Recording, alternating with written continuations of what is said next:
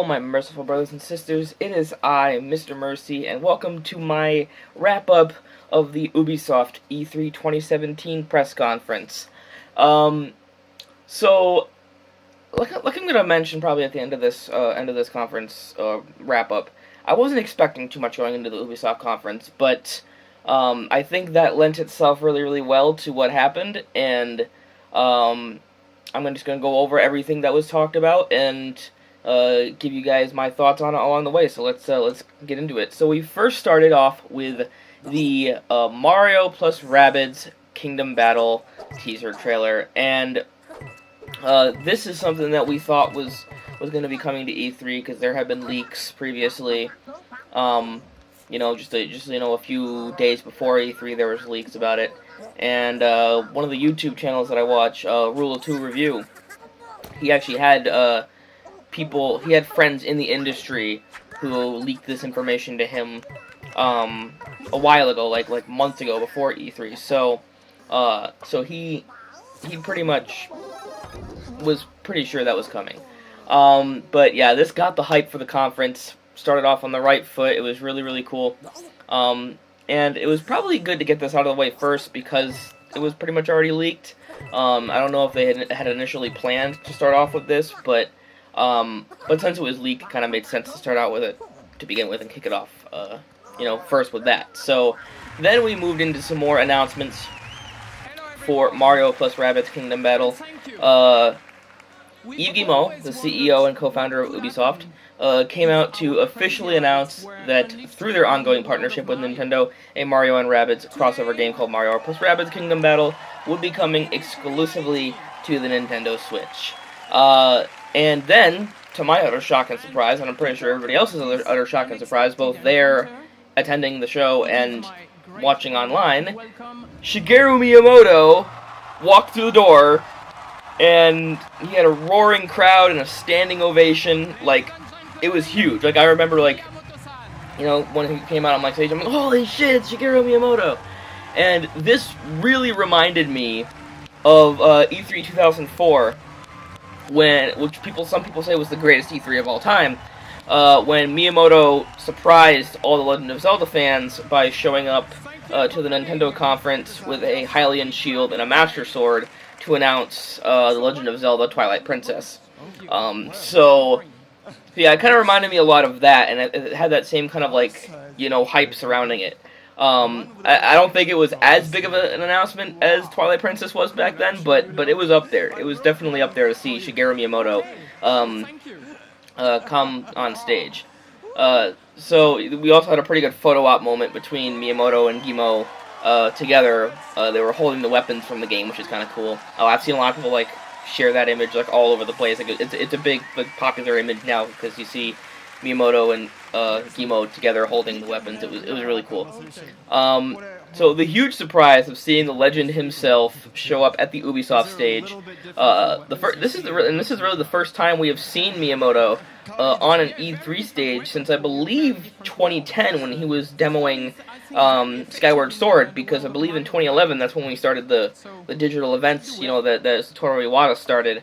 And they haven't been to an E3 since, I believe, 2010. So I think 2010 showing off Skyward Sword was the last time that Miyamoto was seen on an E3 stage. So that was absolutely amazing, and it helped keep the hype levels high throughout the entire conference, just seeing Miyamoto be there. And Miyamoto actually revealed that he's a pretty big Rabbids fan himself. He actually has several Rabbids toys decorating his desk at Nintendo, which is kind of a cool little tidbit of information. And speaking of Rabbids toys, this was announced later in the presser, but I figured I'd just bring it up here because it fits best here, is that figurines of the Rabbids from this game, including Rabbid Luigi, Rabbid Peach, and Rabbid Mario, are currently available for purchase right now from the Ubisoft store. So if you want to get some of those figurines, they look really nice too. And one of them is actually going to be the special bonus for the collector's edition. So if you want to get those but don't have to buy the collector's edition, then there you go. So then we moved into the Mario+rabbids Kingdom Battle gameplay demo. And this game, of course, sees the Rabbids from the Rayman universe somehow entering the Mushroom Kingdom and throwing the entire world out of balance.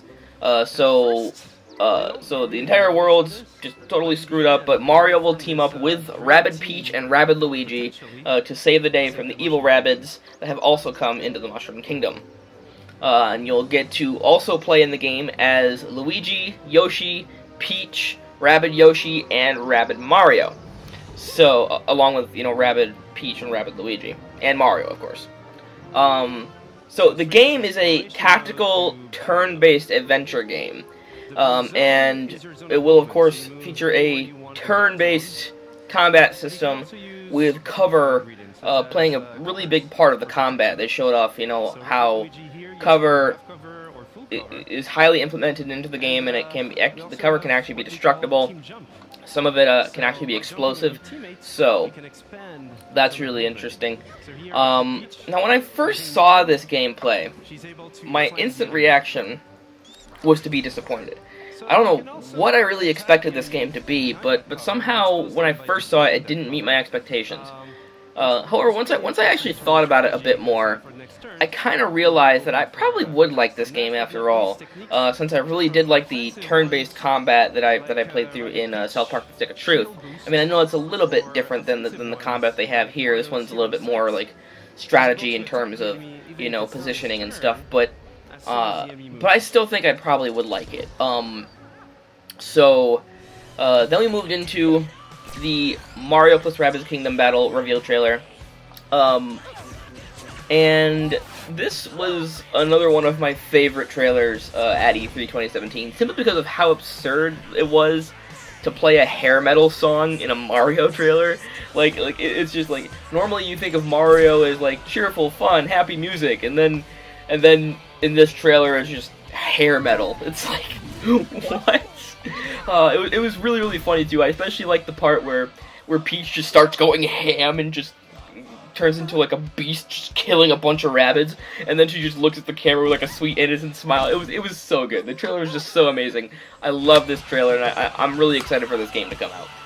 So then we moved into the Assassin's Creed Origins cinematic trailer.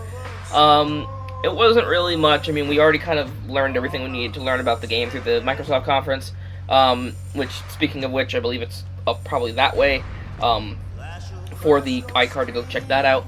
But it did show off more of the beautiful Egyptian landscape, which was really nice.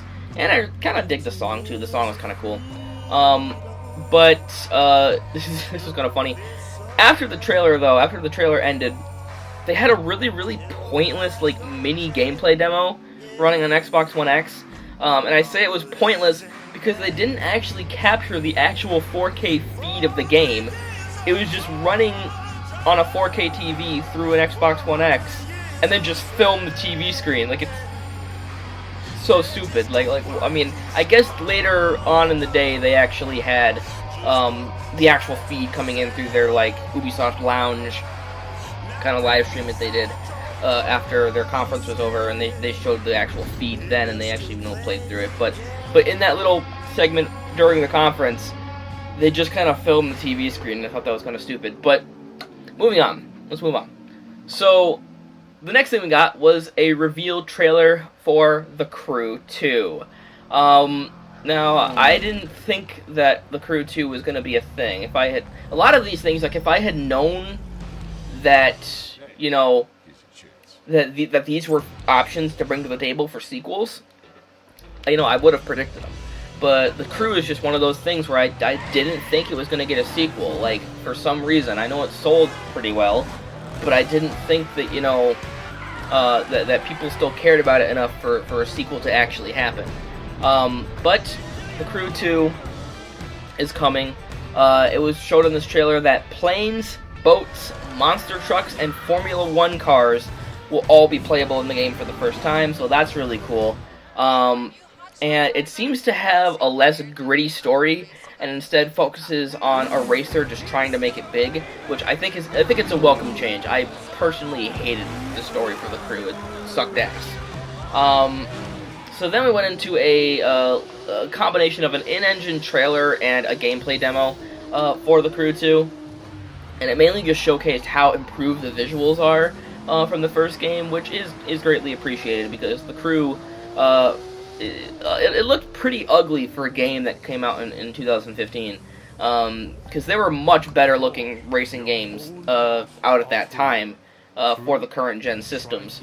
I mean, the game is obviously no Forza 7 in terms of graphics or anything, but for what it is, it looks pretty good, and I'm happy that they improved the visuals on that. Because even I thought, because when the crew, what was it, like Wild Run, came out, their expansion, and it included the free, improved texture update and stuff, I thought even still it looked kind of not all that great. Even with the so-called improved textures, it didn't look all that great to me. So it's good to see that, the crew 2 looks a lot better. Like I said, it's not the best looking racing game you're going to be able to buy, but for what it is, it looks pretty good. So then we moved into the cinematic trailer for South Park: The Fractured But Whole. And this is something that I was really looking forward to when I first saw it in the trailer from last year's E3, and that's who Wendy's superhero character is, because I like the character of Wendy in South Park, and when they showed her off in the trailer for E3 last year, I was like, oh man, cool, Wendy's gonna have her own superhero character, and she seems like she has like all these phones attached to her. I wonder what that's all about. But this trailer finally revealed who Wendy's superhero character was, and her name is Call Girl, which I thought was fucking hilarious. And the entire trailer is just funny and vulgar as always. I mean, it's South Park. I mean, come on. But yeah, I really was happy that we finally found out who Wendy's character was in the game. Now, this isn't quite pre-order worthy, but I am hyped for this one, because I've said before that Stick of Truth was like my favorite game, period, of 2014. So, and it's one of my favorite games of all time. I put it on my favorite games of all time list too, which you can probably check out with an iCard. I'll put it up there. So then we moved into a really interesting thing. This didn't really excite me. So it's probably the first thing of the conference that didn't really get me hyped. But it was weird. It was weird and interesting. So it was the reveal trailer for Transference. And it looks to be like it's going to be some weird psychological thriller that is primarily designed to play in VR, but it can also be played on a traditional TV, with just general HDMI and stuff. And it's being made in collaboration between Ubisoft's VR division and the actor Elijah Wood. You may remember him from like Lord of the Rings. Elijah Wood's new film studio, Spectravision, which was announced, I believe the partnership was announced at the Sundance Film Festival just recently. Not recently, but the last Sundance they had. I don't know if the 2017 one is yet to be happening, or if it already happened, but whatever. The last Sundance Film Festival that they had before E3, it was announced that Elijah Wood's film studio, Spectravision, would be partnering with Ubisoft's VR division to make some new stuff, and it looks like this is what they're doing. Now, it's unclear like what this is really even about, or even if it's a game at all. It could just be like some, VR film that you just kind of sit through and experience. So we don't even really know what it is, but the only thing we seem to know about it is that it takes place in a world where human memories can be recreated digitally and then re-experienced. So, what that is going to entail, we don't know yet. But then we moved on to the cinematic trailer for a new IP. This is something that was kind of fascinating to me, and I mentioned this during my live reactions, is that before the conference, I was watching through IGN, and IGN kind of had their predictions, and I believe they said on the lines of, oh, it'd be cool if we got some kind of like pirate game. And then somebody else said, yeah, it'd be cool if we also got a new IP of like some kind of like space IP or something, like in space. And both of these things happened, which was kind of mind-blowing to me. But the first thing was the new pirate IP, and it's called Skull and Bones. And we had the cinematic trailer for that, and it had a really beautiful song. I really, really did like the song of it. And it seems to be a game that was inspired by the naval combat in Assassin's Creed 4. It basically makes that the entire game, which is awesome, because I know that a lot of people said that their favorite part of Assassin's Creed 4 was the naval combat, and everybody loved it to death. So it looked like they took that little nugget of Assassin's Creed 4 Black Flag gameplay and just made it into a whole game, which is beautiful. So then we moved into the gameplay demo for Skull and Bones. And the goal of the game is to survive, climb through the ranks, and become the most legendary pirate to ever sail the seas. They said they had some interesting little factoid before the gameplay demo that said that the average lifespan of a pirate during the height of piracy on the open seas was about 124 days. They didn't even last a year in that kind of lifestyle. So your goal is to outlive all those pirates that came before you and become the most legendary pirate ever, basically. So it will feature a more in-depth combat system than Black Flag had, and it will take things like the wind and tides into consideration when you're driving your ship around. So it's a lot more in depth and complicated than just steer the ship around. So it's a multiplayer game that is playable both solo by yourself and in co-op with an entire pirate crew. So that's really cool. And the mode they showed off in the demo is called Loot Hunt, and it's a 5v5 PvP game mode that has you battling other players for treasure. So the game will include different types of ships for different roles that each have different weapons and abilities and stuff. Also, one of the pirates says my name in the demo. Can we play that clip right now? Can we cut to that, please? Speed, MisterMercy! Vamos con todo! Yeah, so that was completely out of left field, but awesome as fuck to witness live. If you watch my live reactions, you'll see my live reactions to that. I couldn't even believe it happened. What are the odds of me picking the name MisterMercy and then having one of the pirates in a game that was being developed on the other side of the world say, oh, we're gonna mention MisterMercy, because what are the odds of that? The odds of that happening must be fucking astronomical. So I was already on board with this game before hearing my name in it, but that little clip really sold me, and this is one of my most anticipated titles out of the entire conference. I am so stoked for Skull and Bones. I think I'm even more stoked for Skull and Bones than I am for Sea of Thieves. Sea of Thieves is a little bit different. Sea of Thieves focuses more on the social aspect of piracy, while Skull and Bones is kind of all about the combat. So it's a little bit different, but in terms of pirate games coming out, I think I'm more psyched for Skull and Bones than I am for Sea of Thieves. And you can sign up yourself, like I did, for the beta at skullandbonesgame.com. I signed up for the PS4 beta, so if you sign up for the PS4 beta as well, maybe you'll see me in game. Who knows? So then we moved into a presentation for Just Dance 2018, and these are usually cringy as fuck and just don't sell me on the game.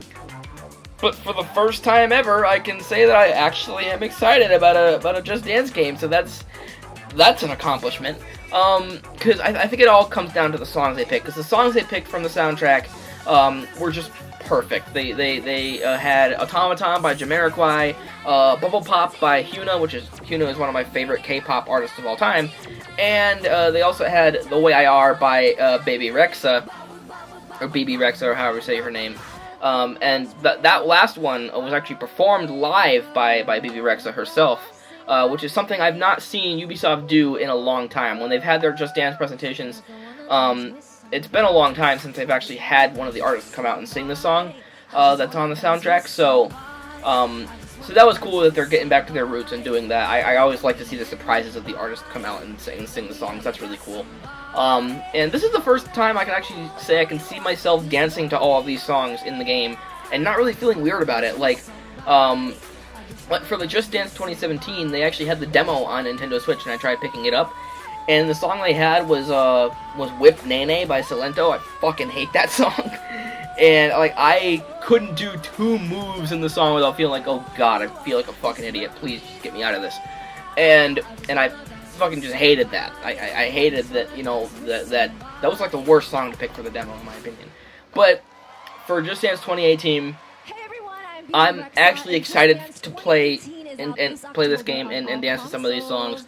They picked some really, really good songs to add to the soundtrack this time, and I have to give props to Ubisoft. Like, you know, they made a really good Just Dance game here, and I will probably be picking this up for my Nintendo Switch after it launches, because I think that, I mean, it is coming out for a fucking crap ton of systems. It's even coming out for the Wii.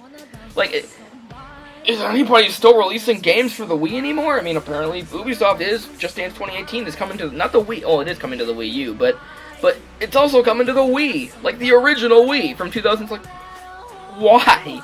But yeah, it's coming out on a crap ton of platforms, but I will probably be getting it for my Switch. I think that's the best way to experience Just Dance. So then we moved into something that also got me pretty excited.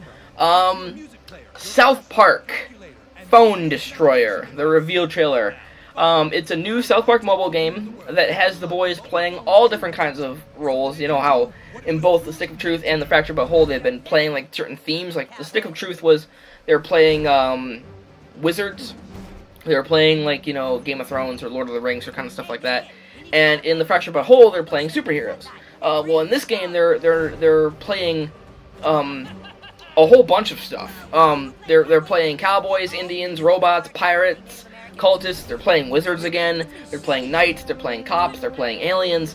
So there's a whole bunch of different like games the boys are playing in this one, and it looks like it's using a turn-based combat system similar to the Stick of Truth and the Fractured But Whole, but it also implements like the attacks and stuff, and probably the movement as well, through a card system. So you're not actually like moving around and pressing buttons. You're actually using cards to do all your actions. And this game just caused so much hype. I was so eager to play a game like the Stick of Truth and the Fractured But Whole on my phone, which would be amazing. So then we moved into a reveal trailer for StarLink Battle of Atlas. Holy shit.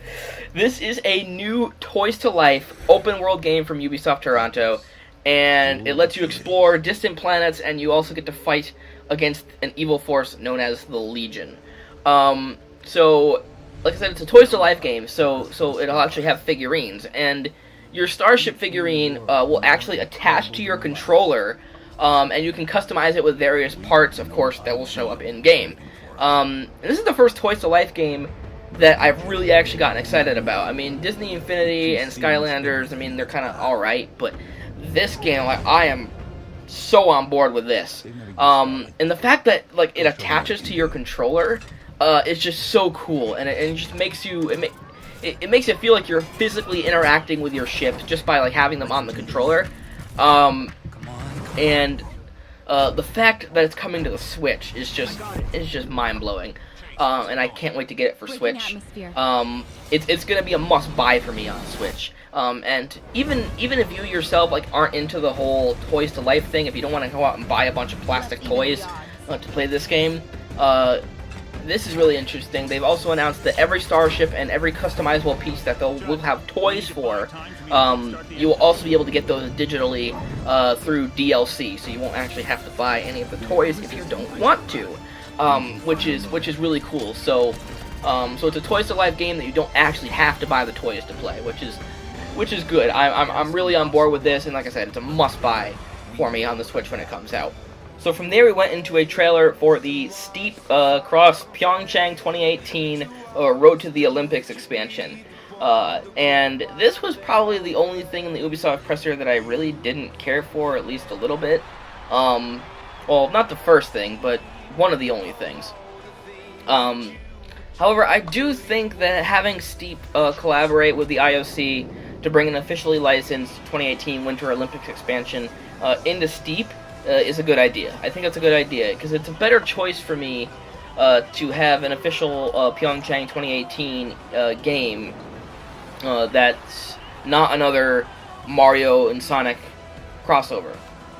Because Steep already has the already realistic visuals, and it's already like themed around winter sports, so you know the gameplay is there for it, and the controls are there for it, and I think it's a much better choice to go with Steep rather than another Mario and Sonic crossover like they have been doing.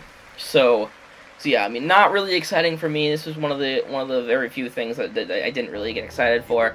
But it is good that Steep is collaborating with the Olympic Committee and bringing us this officially licensed expansion for Steep. So that's coming out later this year. So get excited for that. Then we moved into an introduction trailer for Far Cry 5, and my God, this trailer just condensed everything interesting to me about Far Cry 5 into one little trailer, and I loved it. I absolutely loved it. It sent chills down my spine the first time I saw it, and it still kind of does. Like, it's a really, really good trailer. We see the beautiful rural Montana countryside, and then the church that is going to be prominent in the game. And then once the doors open, we hear Amazing Grace being sung by all the churchgoers, and they raise their guns in a really threatening display of like patriotism and faith gone too far. And God, I loved it. I just loved it so much. This is one of my favorite trailers at E3. Just another great trailer here for E3. So then we went into the gameplay demo for Far Cry 5, and it was just fucking amazing. There's very little I can say about it that hasn't already been said in my live reactions probably, but it was just awesome. I loved this gameplay demo. This game, Far Cry 5, this could be the game of the year for me. No lie. It was also shown off in this gameplay demo that there will be 3 companions in the game that can help you out on missions, including Grace Armstrong, which is they called the Guns for Hire, Nick Rye, which they call Death from Above, and Boomer the dog, Fangs for Hire. So yeah, it'll have all those characters that, I mean, it also said that it will support co-op with friends. I don't know if co-op with friends means that they're going to actually control those characters, if those are characters that you can actually play as in co-op, but those are the different companions that you'll have, and I'm just so excited for Far Cry 5. I can't wait for it to come out. I should probably pre-order Far Cry 5. That might be another one I want to pre-order, actually. Now that I just thought of that. Probably should do that. And then the final game of the presser was Beyond Good and Evil 2, the announcement trailer. Now, this was one of those announcements that you only get, like, once every decade. And like, it was one of those announcements that was just so big, you only get them like every once in a while. Kind of like the ones like for Fallout 4 when it happened in 2015, how big that was. Or if it ever happens, Half-Life 3. Like I think Half-Life 3, if that ever came out, that'd be like the biggest thing of all time. And it would trump both Fallout 4 and Beyond Good and Evil 2 completely. But you know what I mean? Like it's one of those like huge announcements that people have been waiting forever for, and it finally happens. Now, I never played the original Beyond Good and Evil, but I do know that the fans have been waiting nearly 15 goddamn years for this game, in this announcement, so I understood how important this was to the fans, and that got me excited for them. Even though, like, I wasn't particularly excited myself about the game, I was excited for the fans, because it was just that big of an announcement. And while the original game was a little bit more kid-friendly, only getting a T rating, this game, they just threw their curse quota just right out the window. At the beginning of this little reveal trailer here. And it looks like this will be a much more mature Beyond Good and Evil, and will probably end up with an M rating. If just for the language alone, probably. And it was also revealed that this game will be a prequel to the first game, not an actual sequel, though I don't know why they're calling it Beyond Good and Evil 2. Probably just because the fans were waiting for Beyond Good and Evil 2, so that's kind of what they're anticipating, even though it is a prequel. So it's a prequel to the first game, and it's so far back in time that the first game's protagonist, Jade, she's not even born yet. Like she hasn't even been born. So it's taking place way before. I think they said it's like taking place like 15 or so years, I think, before her birth. So it's pretty far back there. And it was really touching to me to see all the developers from Ubisoft Montpellier, I believe that's how you say that, Montpellier, something like that. I don't know how you say that, but all the developers from that Ubisoft team They got all emotional as they announced the game, and it was beautiful. And like I said, it's one of those big announcements that just goes down in history. And according to an article from Game Rant, this wasn't actually at the conference, this was an article I read, the game's development has literally just started earlier this year. Maybe just a couple months ago it just started. And they are at what they say is day 0 of development. They've literally just started making the game. And the reason that it took them so long to get started on making the game is that the technology they needed to even realize their vision for the game hadn't been made yet. So it took them nearly 3 years just to develop the technology they needed to build the game. And now that they finally do have the technology, though, they have promised that they will begin working on the game, and they will definitely 100% finish it and release it. So it is finally coming. So this announcement wasn't just something, to ruffle our feathers and stuff and get us excited for no reason. This is something that's going to happen. Now that they actually have the means to make it, and they're and it's coming. It'll probably be here. People are speculating it'll probably be here by 2020. Either 2019 or 2020 is probably when we can expect Beyond Good and Evil 2. But I mean, there was no official release date given. That's just kind of what people are speculating on. So that was the end of the Ubisoft conference. So ranking the Ubisoft conference in comparison to the other conferences, like I have been doing, with number 1 being the best and number 6 being the worst, I have to put Ubisoft at number 2, and I am giving them a letter grade of A.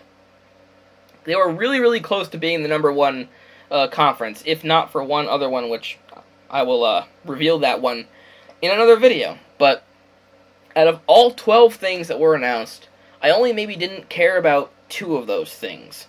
That being the Steep Olympus expansion and the VR game there, Transference.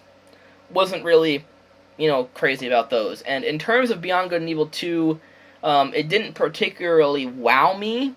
But I'd be willing to give it a try. I would be willing to try to play the game, and the fact that it was an announcement 15 years in the making really, really does help prop it up for me, because, I was excited for all the fans of that game, even, like I said, even if it wasn't really all that exciting to me. And there's just so many great reveals and trailers and surprises that I don't even really know where to begin, on what I love the most. I mean, I loved Far Cry. That was a really great one. I love StarLink. I got so many good, reveals here. And nearly every minute of this conference was just so exciting and perfect. And it's rare for me to love an E3 conference this much. Like, I can't really recall that many E3s that, had me excited from pretty much beginning to end. And, of course, it does help that I wasn't expecting much from Ubisoft to begin with. Because when I initially made my predictions for the show, I really only counted on Mario+rabbids and Assassin's Creed Origins to be there. Because I made my predictions before they even announced Far Cry 5, and given that a representative from Ubisoft had also said before E3 that Beyond Good and Evil 2 would not be present at the show, which apparently was a flat-out lie, I wasn't really anticipating anything. I really wasn't, expecting anything really big to happen. And Ubisoft really had me grasping at straws when trying to come up with my predictions about what they could show. But I don't think I ever could have predicted such an amazing conference as this. This was well done, Ubisoft. Absolutely outstanding conference. And I will say that while this conference is not my number 1 conference of E3, it does have the highest letter grade that I'm going to give any of the conferences. Because my number 1 pick only really made it to number 1 because of the quality of some of the announcements. Like, they were announcements that got me so unbelievably excited that I was nearly weeping for joy. And that's like the quality of the announcement. Ubisoft, on the other hand, had a lot of had a bigger quantity of good announcements. So they had a lot more announcements that I got excited for, but none of them really compared to the level of excited that I got for my number 1 pick, even though there were only a very few announcements that made me feel that way. But anyways, guys, that is the end of my Ubisoft E3 2017 wrap-up. Remember, if you liked the video, leave a like. If you didn't, leave a dislike. Subscribe if you haven't already. And as always, I'm Mr. Mercy. Peace, everyone.